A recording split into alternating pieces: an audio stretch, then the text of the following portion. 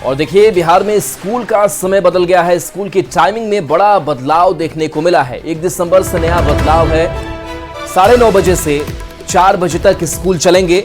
खेलकूद संगीत के लिए 1 घंटे का वर्ग होगा।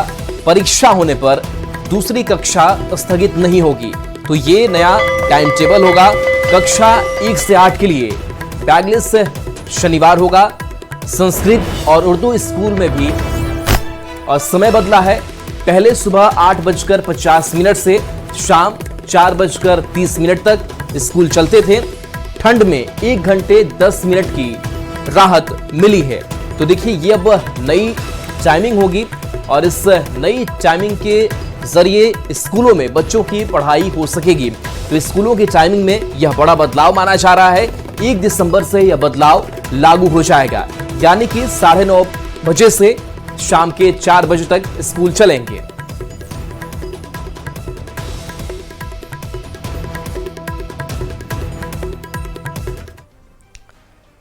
और देखिए न्यूज़ 18 की खबर का बड़ा असर हुआ है। ये खबर बिहार के शिक्षकों के लिए राहत भरी खबर है। शिक्षकों का नए सिरे से एक बार फिर से ट्रांसफर होगा। 1 दिसंबर से 15 दिसंबर के बीच में ऑनलाइन आवेदन लिए जाएंगे शिक्षकों से और विशेष समस्या से ग्रसित शिक्षक जो है वो आवेदन कर सकेंगे। वैसे शिक्षकों का ट्रांसफर हो सकेगा। आपको ये बता दें कि ई शिक्षा कोष पर फिर से ट्रांसफर के लिए आवेदन लिए जाएंगे और इस फैसले से लाखों शिक्षकों को राहत मिल पाएगी। और देखिए बिहार में सिपाही बहाली से जुड़ी बड़ी खबर है, जहां बिहार सिपाही बहाली की शारीरिक परीक्षा के लिए 1,07,079 अभ्यर्थी का चयन हुआ है। सफल अभ्यर्थियों में 11 ट्रांसजेंडर शामिल हैं, जबकि 67,000 पुरुष और 39,000 महिला हैं। 9 दिसंबर से शारीरिक परीक्षा शुरू होगी, जो 10 मार्च 2025 तक चलेगी। बता दें कि गर्दनीबाग हाई स्कूल में शारीरिक परीक्षा ली जाएगी, जो सुबह 7 बजे से ही शुरू हो जाएगी। छुट्टी के दिन परीक्षा नहीं होगी। बड़ी खबर, पटना विश्वविद्यालय में जमकर हंगामा। आपको बताते चले यहां पर विश्वविद्यालय में छात्रों पर लाठीचार्ज का मामला गरमा गया है। लाठीचार्ज के खिलाफ छात्र सड़कों पर उतर आए हैं। विश्वविद्यालय में छात्र संघ चुनाव कराने की मांग कर रहे हैं और लंबे समय से पटना विश्वविद्यालय में छात्र संघ चुनाव नहीं होने से छात्रों में नाराजगी देखी जा रही है। ज्यादा जानकारी के लिए न्यूज़ 18 संवाददाता संजय हमारे साथ जुड़ रहे हैं। संजय, विश्वविद्यालय में छात्रों पर लाठीचार्ज का जो मामला है गरमा गया है, छात्र काफी ज्यादा आक्रोशित हैं। क्या मामला है, पूरी जानकारी दीजिए। देखिए, पटना विश्वविद्यालय में पिछले 2 साल से छात्र संघ का चुनाव नहीं हुआ है। 2022 में छात्र संघ का चुनाव हुआ था और कल दूसरी वर्षगांठ थी छात्र संघ चुनाव नहीं कराने को लेकर। तो जो छात्र है वो पटना विश्वविद्यालय में छात्र संघ चुनाव कराए जाने की मांग कर रहे हैं और कल अपनी इसी मांग को लेकर उन्होंने 5 घंटे तक पटना विश्वविद्यालय कार्यालय के बाहर प्रदर्शन किया था। डीसी को बंधक बना लिया था और बात बढ़ गई, पुलिस और नोकझोंक हुई। उसके बाद पुलिस ने लाठीचार्ज कर दिया और काफी संख्या में छात्र जो है पुलिस लाठीचार्ज में घायल हो गए थे, जख्मी हो गए थे। और आज एक बार फिर से पुलिस या लाठीचार्ज के खिलाफ और छात्र संघ चुनाव कराए जाने की मांग को लेकर छात्र आंदोलन है, सड़कों पर उतर गए हैं आंदोलनरत छात्र। काफी संख्या में छात्र पटना विश्वविद्यालय कार्यालय के बाहर पहुंच गए। एक बार फिर से पुलिस छावनी में तब्दील हो गया पटना विश्वविद्यालय। कक्षाएं स्थगित कर दी गई, विश्वविद्यालय बंद है और छात्र अडिग हैं। वो कह रहे हैं कि जब तक विश्वविद्यालय प्रशासन छात्र संघ चुनाव कराए जाने को लेकर कोई ठोस और सकारात्मक आश्वासन नहीं देता, तब तक उनका आंदोलन जारी रहेगा। और सबसे बड़ी बात है कि मजिस्ट्रेट के नेतृत्व में पुलिस छावनी में तब्दील है पटना विश्वविद्यालय और एडमिनिस्ट्रेशन ने इस प्रदर्शन को और मजमा को, जो काफी संख्या में छात्र जुटे हैं, तो अवैध घोषित कर दिया है। यानी फिर से एक बार आज कार्रवाई हो सकती है, पुलिस कार्रवाई कर सकती है अगर छात्र यहाँ से नहीं हटते हैं। तो फिलहाल छात्र हटने को तैयार नहीं है और उनकी संख्या धीरे धीरे बढ़ती जा रही है। जी, और देखिए ये जो कहा जा रहा है कि चुनाव कराने को लेकर के काफी ज्यादा ये लोग हंगामा कर रहे हैं, तो ऐसे में विश्वविद्यालय के जो कुलपति हैं, क्या उनसे कुछ बातचीत नहीं हो पाई है?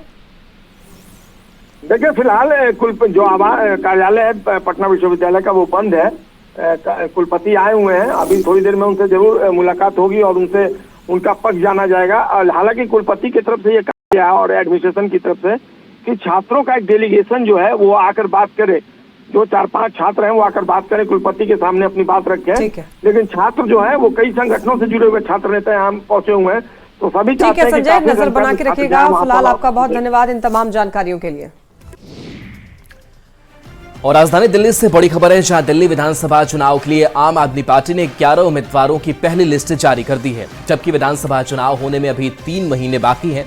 चुनाव आयोग ने अभी चुनावी कार्यक्रमों की भी घोषणा नहीं की है। छतरपुर से ब्रह्मा सिंह तंवर को टिकट मिला है, तो वहीं किराड़ी से अनिल झा, विश्वास नगर से दीपक सिंगला, रोहतास नगर से सरिता सिंह, लक्ष्मी नगर से बीबी त्यागी, बदरपुर से राम सिंह, सीलमपुर से जुबैर चौधरी, सीमापुरी से वीर सिंह धिंगान और घोंडा से गौरव शर्मा, तो वहीं करावल नगर से मनोज त्यागी और मटियाला से सोमेश शौकीन को चुनावी मैदान में उतारा गया है। मुख्यमंत्री नीतीश कुमार एक बार फिर से बिहार में यात्रा पर निकलने वाले हैं। दिसंबर के पहले सप्ताह में मुख्यमंत्री नीतीश कुमार संवाद यात्रा पर निकलेंगे, जिसमें महिलाओं से उनकी खास बातचीत होगी। नीतीश कुमार की यात्रा को लेकर बिहार में राजनीति गर्माती दिख रही है। कांग्रेस ने नीतीश कुमार की यात्रा को राजनीतिक स्टंट करार दिया है और शराबबंदी कानून को दिखावा करार देते हुए वोट की यात्रा का आरोप लगाया है। इधर बीजेपी के प्रदेश अध्यक्ष दिलीप जायसवाल ने यह दावा किया कि नीतीश कुमार ने महिलाओं के लिए जो काम किया है वो मिसाल है, और दिलीप जायसवाल ने कहा है कि महिलाओं से सुझाव लेकर सीएम बिहार में विकास के काम को आगे बढ़ाएंगे। अभी जो वर्तमान सरकार है वो सिर्फ चुनाव की रणनीति बना रही है और चुनाव जीतने के लिए ही सारा उपाय कर रही है। चुनावी वर्ष है, इसलिए इसमें कोई महिला को आगे बढ़ाने का, महिला को सुरक्षा देने का, महिला के प्रगति का कोई नियत नहीं है। सिर्फ चुनाव में किस तरह से आकर्षित किया जाए उसी की रणनीति के तहत ये यात्रा है। तो इस तरह करके नीतीश कुमार जी पूरे देश के सामने बिहार मॉडल जीविका का आया तो भारत सरकार ने उसको आजीविका करके एक कार्यक्रम चलाया। तो नीतीश कुमार जी की बहुत बड़ी देन है महिलाओं को आगे बढ़ाने में, और मुझे लगता है कि ये उनका प्रयास है कि महिला और भी आगे बढ़े, उनका सपना पूरा हो, इसी के लिए वो प्रयासरत।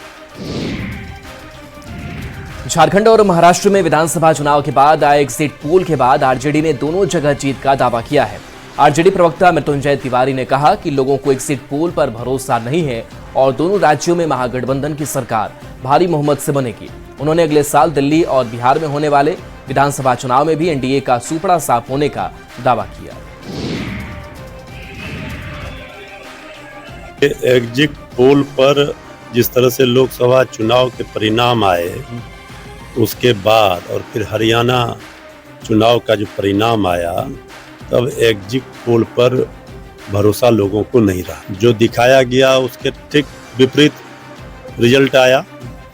हमें पूरा यकीन और विश्वास है कि झारखंड में और महाराष्ट्र में इंडिया गठबंधन की सरकार भारी बहुमत से बनने जा रही है और एनडीए का सुपड़ा दोनों राज्यों में साफ।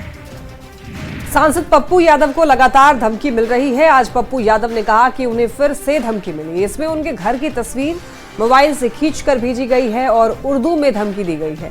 सांसद ने बिना नाम लिए जेडीयू के एक महासचिव पर आरोप लगाया और दावा किया कि सरकार के 2-3 अधिकारी भी चाहते हैं कि पप्पू यादव को सुरक्षा न मिले, जिन्होंने घर की रेकी किए जाने का भी आरोप लगाया है और मोबाइल फोन में इसकी तस्वीर भी दिखाई। पप्पू यादव ने धमकी के पीछे शामिल लोगों के नाम का खुलासा करने की बात कही। तो मुझे तो कोई जान माल की हिफाजत के लिए भीख इनसे मांगना नहीं, लेकिन मैं नीतीश कुमार जी से आग्रह करूंगा कि आपके 2 पदाधिकारी, राष्ट्रीय पदाधिकारी, नीतीश कुमार जी, मैं आपको मुख्यमंत्री बनाने में पहली बार मैंने पप्पू यादव की भी भूमिका थी, नहीं थी तो आप खुद बताएं। और आपके राष्ट्रीय पदाधिकारी 1-2 हैं जो लगातार पप्पू यादव के खिलाफ साजिश रचते हैं। 2-3 सरकार में पदाधिकारी हैं जो साजिश रचते हैं, जिसका नाम मैं लोकसभा के भीतर खोलने वाला हूं। हिंदुओं में जाति में भेदभाव, छुआछूत, अगड़े और पिछड़े का फर्क मिटाने के लिए बागेश्वर धाम के पीठाधीश्वर पंडित धीरेन्द्र कृष्ण शास्त्री हिंदू जोड़ो यात्रा पर निकले हैं। अपनी इस 10 दिवसीय पदयात्रा की शुरुआत बागेश्वर धाम बालाजी मंदिर से की। यहां राष्ट्रपति ध्वज और भगवा ध्वज फहराकर यात्रा की शुरुआत की। इस पदयात्रा में देश के कई जाने माने संतों, नेताओं और फिल्म स्टार्स और सेलिब्रिटीज मौजूद रहे। दिल्ली एनसीआर में प्रदूषण के कहर को देखते हुए केंद्र सरकार ने बड़ा फैसला लिया है। इसके साथ ही CAQM ने ग्रैप नियमों को और सख्त कर दिया है। नए नियमों के तहत ग्रैप की स्टेज 3 और 4 लागू होने पर स्कूलों की फिजिकल कक्षाएं बंद करना अनिवार्य हो गया है। बदले हुए नियमों के मुताबिक ग्रैप 3 के लागू होने पर 5वीं कक्षा तक की फिजिकल कक्षाएं बंद हो जाएंगी और ऑफिस जाने वाले कर्मचारियों के समय में भी बदलाव किया जाएगा। वहीं ग्रैप 4 लगते ही 11वीं तक के स्कूल को बंद करना होगा और ये नियम गाजियाबाद, गुरुग्राम, फरीदाबाद और गौतम बुद्ध नगर पर भी लागू होंगे और इनसे जुड़े इलाकों के लिए राज्य सरकार फैसला ले सकती है। झांसी मेडिकल कॉलेज अग्निकांड में झुलसे बच्चों में से इलाज के दौरान 3 और बच्चों की मौत की खबर है। अब तक इस हादसे में मरने वाले बच्चों की संख्या 15 पहुंच चुकी है। इन बच्चों को अस्पताल में आग लगने के दौरान रेस्क्यू किया गया था, लेकिन इन बच्चों को बचाया नहीं जा सका। बच्चों की मौत के बाद मृतक के परिजनों ने इमरजेंसी विभाग के बाहर हंगामा काटा। बता दें कि शुक्रवार रात मेडिकल कॉलेज के बच्चा वार्ड में आग लगी थी। उस वक्त 10 बच्चों की जान गई थी, बाकी बच्चों का रेस्क्यू किया गया था। मृतक बच्चे के परिजनों ने इमरजेंसी विभाग के बाहर हंगामा काटा। प्रधानमंत्री नरेंद्र मोदी गुयाना की 2 दिनों की यात्रा पर हैं और इस दौरान वैश्विक मंच पर पीएम मोदी की साख और मजबूत हुई है। गुयाना यात्रा के दौरान पीएम मोदी को एक और सर्वोच्च सम्मान से नवाजा गया है। प्रधानमंत्री नरेंद्र मोदी को डोमिनिका ने अपनी सर्वोच्च राष्ट्रीय सम्मान डोमिनिका अवार्ड ऑफ ऑनर से सम्मानित किया है। वहां के राष्ट्रपति ने पीएम मोदी को इस सम्मान से नवाजा। डोमिनिका ने पीएम मोदी को कोविड के समय में किए गए उनके कार्यों के लिए अपने सर्वोच्च सम्मान से सम्मानित किया है। पीएम मोदी को अब तक कुल 19 इंटरनेशनल अवार्ड मिल चुके हैं। प्रधानमंत्री नरेंद्र मोदी और गुयाना के राष्ट्रपति इरफान अली के बीच में द्विपक्षीय वार्ता के दौरान दोनों ही देशों के बीच में संबंधों को और मजबूत करने पर बल दिया गया।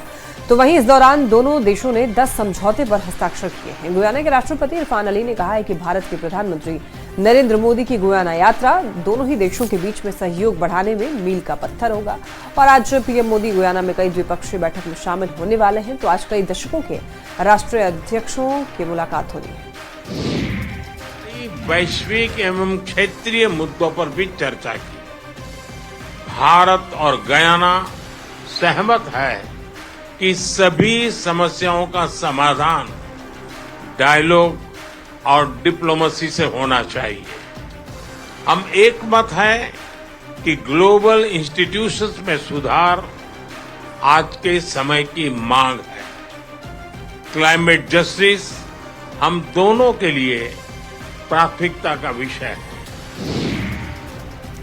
पीएम मोदी का एक पेड़ मां के नाम अभियान ग्लोबल हो गया है। पीएम मोदी ने दक्षिण अमेरिकी देश गुयाना की धरती पर एक पेड़ मां के नाम अभियान की शुरुआत की।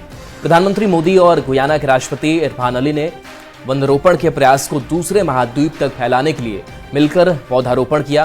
पीएम ने एक्स पर पोस्ट कर इसके बारे में जानकारी दी।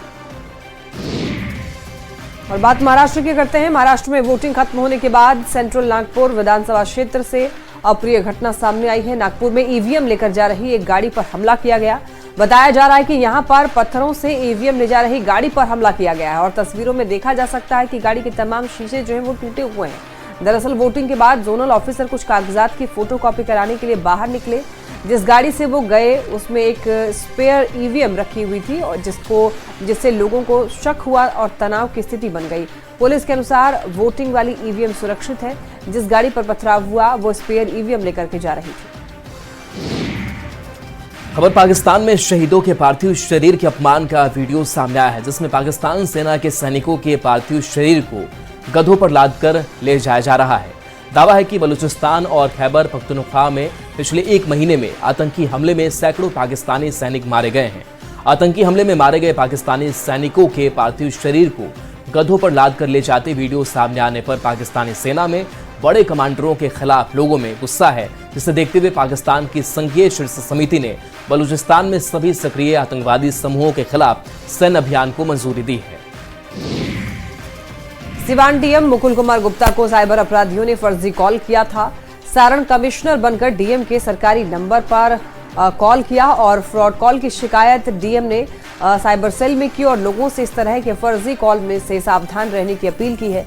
उन्होंने लोगों से ऐसे फर्जी कॉल आने पर रिसीव करने से पहले वेरीफाई करने की सलाह दी। साथ ही फर्जी कॉल की शिकायत हेल्पलाइन नंबर पर करने की दी। साथ ही साथ कहा है कि ऐसे वेबसाइट पर भी रिपोर्ट की जा सकती है। बेगूसराय में भूमि विवाद में एक ही परिवार के दो भाई की दबंग पड़ोसियों ने लाठी डंडे से पिटाई कर दी। इतना ही नहीं, दोनों भाई को दबंगों ने 2 घंटे तक घर में ही बंधक बनाए रखा और तब तक इलाज के लिए नहीं जाने दिया जब तक पुलिस मौके पर नहीं पहुंची। दोनों भाई का इलाज सदर अस्पताल में चल रहा है। घटना चकिया थाना क्षेत्र के वार्ड नंबर 11 मल्लीपुर बिंदटोली की है।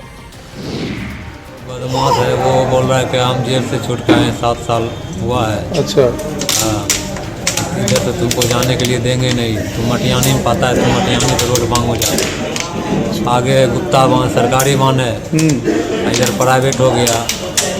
हम लोग प्राइवेट में खरीद के अपना रह रहे हैं, सरकारी रास्ता मांग रहे हैं, सरकारी रास्ता वो नहीं दे रहा जाने के लिए, बोला है कि मेरा कवाला है, मेरा है। केंद्रीय खेल मंत्री डॉक्टर मनसुख मांडविया बिहार दौरे पर हैं और इस दौरान पटना स्थित पाटलिपुत्र स्पोर्ट्स कॉम्प्लेक्स में उनका स्वागत बिहार खेल परिषद के डीजी रविंद्र शंकरन ने किया। इसके बाद वो खेल ग्राउंड जाकर के रग्बी की खिलाड़ियों से मिले और उनका हौसला अफजाई किया और बिहार में खेल के प्रति बढ़ रही रुचि की जमकर तारीफ भी की। खेल मंत्री ने कहा कि जिस तरह से यहाँ की सरकार खिलाड़ियों को खेल के साथ उन्हें बेहतर करियर भी दे रही है, इसको देखते हुए तो मैं खिलाड़ियों से यही कहूंगा कि आप खेल को अपना पहचान बनाइए। मनसुख मांडविया ने इस बात की भी घोषणा की कि अगले साल देश में होने वाला खेल फेस्टिवल का आयोजन बिहार में ही होगा और बिहार उसका मेजबानी करेगा। ठंड की शुरुआत होते ही समस्तीपुर पुलिस सड़कों पर अलर्ट मोड में दिख रही है। रात के समय अपराध की घटना बढ़ जाती है, जिसे देखते हुए पुलिस की ओर से रात 9 बजे से 2 बजे तक गाड़ी चेकिंग अभियान चलाने का फैसला लिया गया और इसके तहत सड़क पर गाड़ियों की जांच की जा रही है। इसके जरिए अपराधियों की गतिविधि पर भी नजर रखी जा रही है। पटेल मैदान, गोलंबर सहित कई जगहों पर एक साथ चेकिंग अभियान चलाया गया, जिससे पूरे इलाके में हड़कंप मच रहा है। 9 बजे से लेकर 11 बजे तक विशेष चेकिंग चल रहा है और उसी चेकिंग के तहत हम लोग यहाँ पटेल, गोलंबर और अन्य जगह पर भी चेकिंग चल रहा है। इस जिला के अलावा अन्य जगह पर भी चेकिंग चल रहा है। केंद्रीय सड़क परिवहन और राजमार्ग मंत्री नितिन गडकरी आज बोधगया आ रहे हैं। बोधगया में कई कार्यक्रम में केंद्रीय मंत्री शामिल होंगे। नितिन गडकरी 22वें बिहार आर्थिक परिषद सम्मेलन में भी शामिल हुए। इसके बाद वे मगध विश्वविद्यालय के पास NHAI के एक कार्यक्रम में हिस्सा लेंगे, जहां से गया और बिहार वासियों को एक बड़ी सौगात देंगे। मोतिहारी में तेज रफ्तार गाड़ी की ठोकर से 10 साल के अंकुश की मौत हो गई और उसे नाराज लोगों ने जमकर बवाल किया और गाड़ी में आग लगा दी। आग लगने के बाद ड्राइवर ने गाड़ी से कूदकर अपनी जान बचाई। घटना की जानकारी मिलते ही पुलिस मौके पर पहुंच गई और मामले की जांच में जुटी है। ठंडोली से पर आवे लखौने से भाई कांड हो गेला, बोलेरो वाला एंट्री से गाड़ी घुमा के एंट्री मार के गाड़ी की गाछी के गिरा देलक और लड़का के मार के गाड़ी छोड़ के भाग गेलक। कैसे सूचना आप लोगों को कैसे मिला है? तो लड़का से जाके कहला बउआ के गिरा दिलो, मार के गाड़ी बड़ा भाग गेलो। तो मोतिहारी के सुगौली में कस्टम ऑफिस का कस्टम कमिश्नर डॉक्टर यशवर्धन पाठक ने निरीक्षण किया। उन्होंने अधिकारियों से विभाग से जुड़ी हर छोटी से बड़ी जानकारी ली। उन्होंने कहा कि पड़ोसी देश नेपाल की सीमा बिहार से सटी हुई है, ऐसे में नेपाल से कई प्रतिबंधित सामानों की देश में तस्करी होती है। उन्होंने अधिकारियों को तस्करी रोकने के लिए निर्देश दिए। उन्होंने बताया कि कस्टम विभाग लगातार अपने मिशन को लेकर अभियान चला रहा है, जिससे तस्करी पर भी रोक लगी है। से लगा हुआ एरिया है, इलाका है वो, तो वहाँ पे भी स्मगलिंग की शिकायतें आती रहती हैं। तो अपने ऑफिसर्स का हम उनका फीडबैक लेते हैं और उनको मोटिवेट करते हैं कैसे इस तरह की जो इलीगल गतिविधियां हैं उनको रोकने के लिए। और इसी के साथ इस बुलेटिन में इतना ही। तमाम खबरों के लिए आप देखते रहिए न्यूज़ 18।